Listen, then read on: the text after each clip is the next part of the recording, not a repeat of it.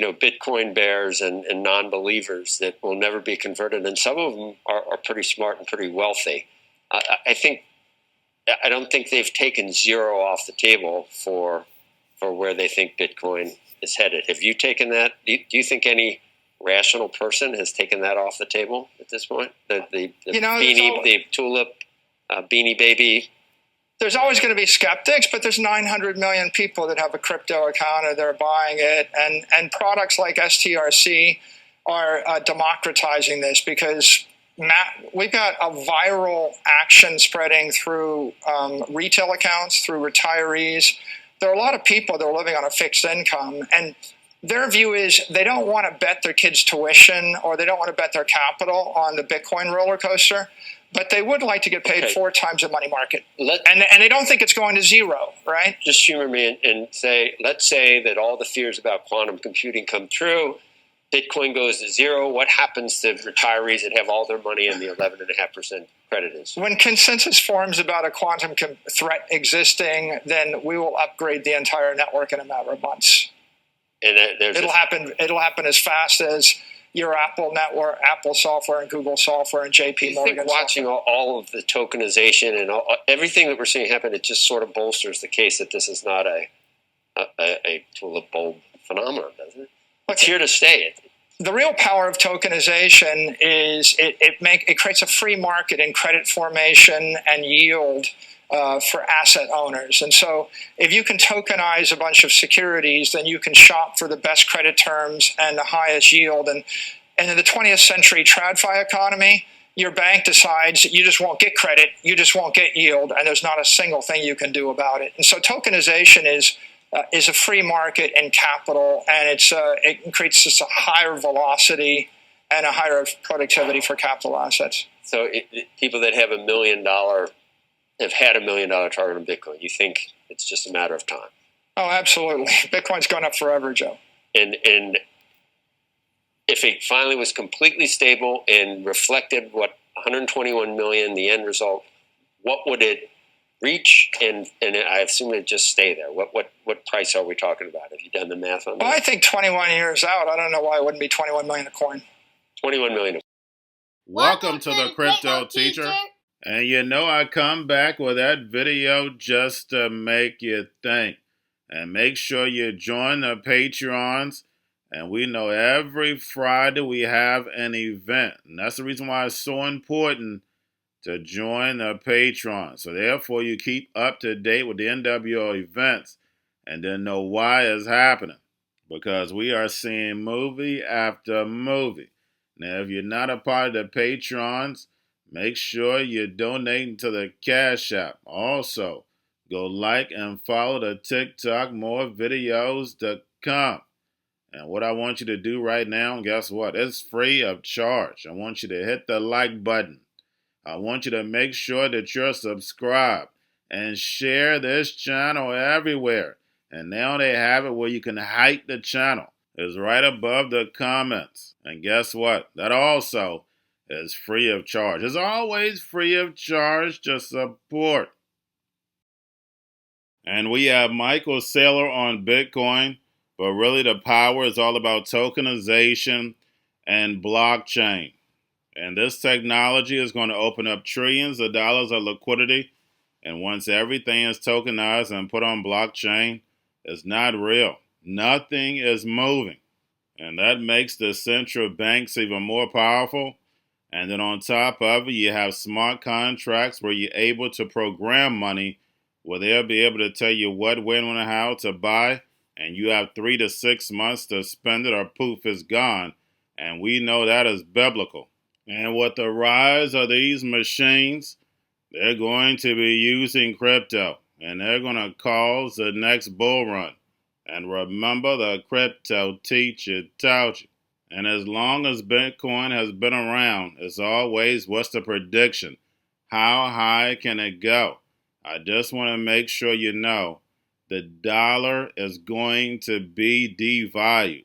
So it hitting $1 million or 21 million, whatever amount you're looking at, the powers that be, the big money, know the dollar is not going to be worth what it is now. So if you go to places like Japan or China, when you're looking at China, you're looking at $500,000 Bitcoin. Japan, you're looking at $12 million Bitcoin.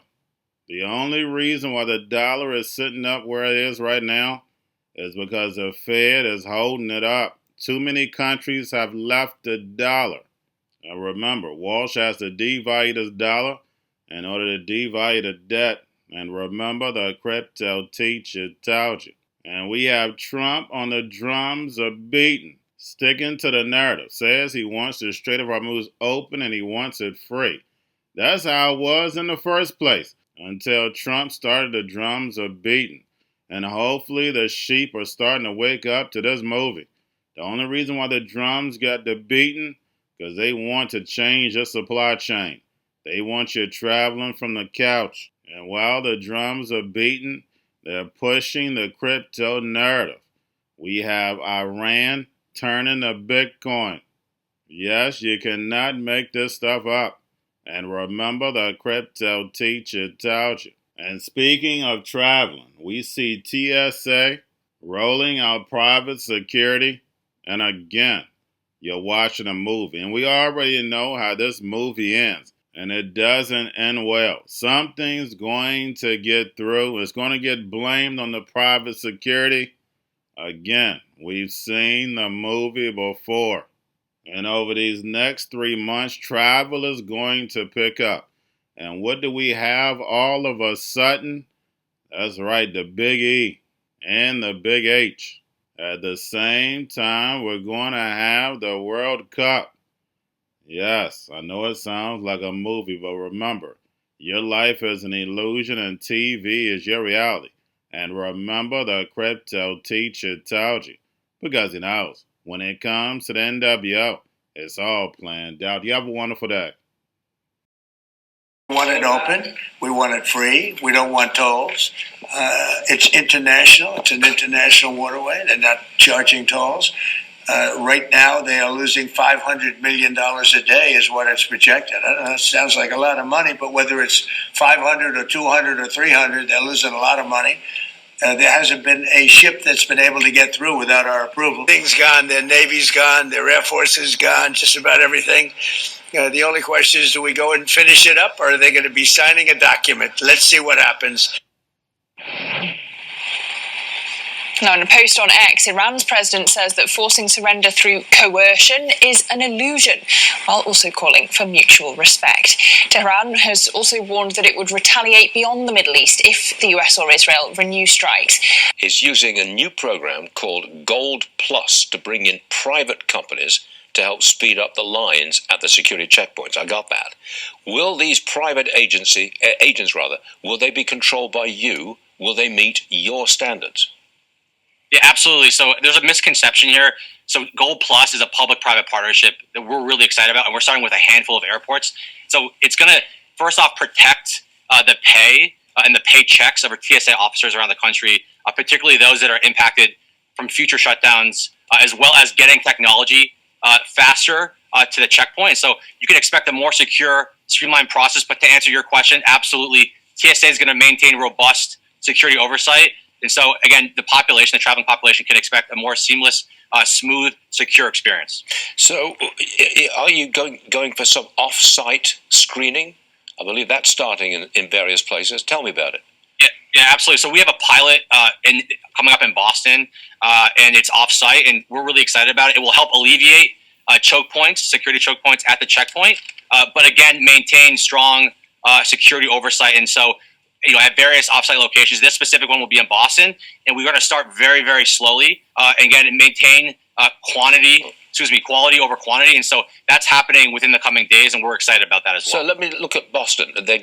Passengers would go to an off-site screening center, and then they've been screened, so they're clean. So then, how do you get them from that center to the airport without being contaminated by anybody else? Sure. So we have a bunch of security protocols in place, and so we've that individual company, those individuals will be screened at an offsite location. So in this example, it's Framingham in Boston, right outside Boston. And we would maintain strong security standards on that bus. So they would get on that bus and they would drive directly to the security sterile area at Logan Airport. And so we're doing a variety of things, including tracking that bus and sweeping it, again, to make sure that there's no contamination whatsoever. And we're very much, again, confident in the security of this. We believe that we can both accomplish seamlessness in travel, but also strong security standards. And again, those two things can coexist. We're going to have tremendous workforce availability. We're also going to have robots helping us. We're going to have a lot of robots helping us because we need it. And because we're going to town, we're building a lot between the AI and the auto plants. So we're going to need robots. We're going to have robots, but that's going to help us. Robots hold steady hands in the operating room, and drones are redefining the future of war. Innovations of first-generation humanoids, factory automation, and autonomous vehicles have surged from private sector investment. Every one of these advancements is powered by AI. The robots are here. Our future is no longer science fiction. Maybe crypto is actually built for the machines and we didn't even know it. And AI can easily handle private keys and easily understands transaction hashes and like how all this stuff works.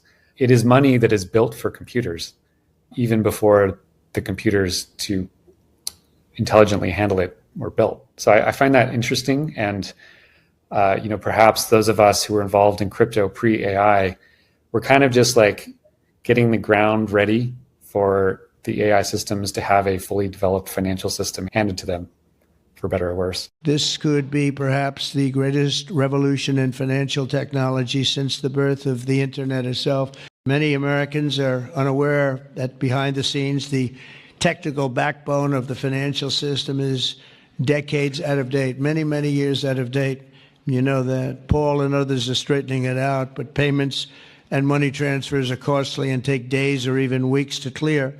Under this bill, the entire ancient system will be eligible for a 21st century upgrade using the state-of-the-art crypto technology. And as President Trump has directed, we are going to keep the U.S. the dominant reserve currency in the world, and we will use stable coins to do that. I think stable coins could reinforce dollar supremacy, because with stable coins could end up being one of the largest buyers of U.S. treasuries or T-bills. Mm-hmm. So all of a sudden, if you are using a stable coin in Nigeria that's backed by the U.S. dollar, you don't actually have to have dollars. It's on your phone. You can transact. We are going big on digital assets. So Trump administration has made digital assets a priority. I've seen estimates that just over the short term, stable coins could create $2 trillion of demand for U.S. treasuries and treasury bills. To put that in context, the number is probably about $300 billion right now. We will take a close look at regulatory impediments to blockchain, stable coins, and new payment systems. The Department of Commerce is going to start issuing its statistics on the blockchain because you are the crypto president, and we are going to put out GDP on the blockchain so people can use the blockchain for data distribution, and then we're going to make that available to the entire government so all of you can do it. We're just ironing out all the details so we can do it. Together, these world-leading technology giants are announcing the formation of Stargate. So put that name down in your books, because I think you're going to reduce the cost of virtually all goods and services. It'll make the United States a manufacturing superpower and the world capital of artificial intelligence and crypto. But with today's announcement, we take a major step to bring healthcare into the digital age. Instead of filling out the same tedious paperwork at every medical appointment, patients will simply be able to grant their doctors access to their records at the push of a button. Just a button and you're all set, and all the information the doctor needs will be immediately transmitted. Going to a different economy, and we're going to be learning more about that as we go. But clearly, we're learning that things can be done from remote locations. We're learning that technology can replace people even more than we thought. We're we're not going back to the same economy. We're recovering, but to a different economy, and it'll be one that is more leveraged to technology. And I worry that that is going to make it even more difficult than it was for many workers. In Silicon Valley, and my friends who work in technology know that what we did to the manufacturing workers, we are now going to do to the retail workers, the call center workers, the fast food workers, the truck drivers, and then even bookkeepers, accountants, insurance agents, lawyers, and on through the economy. So what happened to the manufacturing workers is a very clear sign. And so we'll import Chinese-based CBDC technology. So it's going to be CBDC in a box provided to you by the People's Bank of China. But every stock, every bond, every currency, every commodity, every piece of art, every private business, every piece of real estate will eventually be a token on a blockchain, an entry on a ledger, permanent and immutable. We will have truth instead of trust, and we will save over $7 trillion a year. Like what you see in China and their social credit scoring systems, right? If we get identity wrong, it could be a tool to enslave humanity. And if we get it right, it could be a tool to liberate humanity. And as an American, I'm obviously rooting for the one that's on the side of freedom. If we could tokenize all our ETFs, all $5.3 trillion of our ETFs, and provide that in a digital wallet, you could seamlessly, without fees, going from a digital currency or a stable coin or whatever that may be in your digital wallet and buy bond or stocks. And I believe that is going to be the future. I believe we're going to be in the cutting edge of tokenizing bonds and stocks. It's coming. And we have the technology now. The fact that we are now moving forward in tokenization, every bond and stock, is crazy. Yeah. We should be moving towards that frontier. Obviously, there's winners and losers and all that, but we need to be prepared for the tokenization. And it would democratize more finance if we tokenized bonds and stocks. Cryptoteacher and the New World Order book, plus the 3 kids books. It's time to re-educate. Also, new to cryptos, Coinbase, Bitrue, Binance. Do not forget book links and crypto links are in the description. The stock channel, guys. Don't forget to go like, subscribe, spread everywhere. You have your Kobo, your chip stocks, your banking, your gaming. While everybody's sitting at home, get home stocks, the Seaver, the biotech stocks. And while everybody's at home wishing they were still getting that free money, what are they doing? Drinking and smoking weed. Don't forget about those stocks, and you have a wonderful day. The most powerful person in the world is the storyteller. The storyteller sets the vision, values, and agenda of an entire generation to come. Steve Jobs. And guys, I truly believe in this. When you look at the New World Order, they're the storytellers. And that's the reason why I wrote my New World Order book. But guys, now it's time to change the current generation. And I wrote 3 kids books. I love the Trinity because I understand the power that's in it.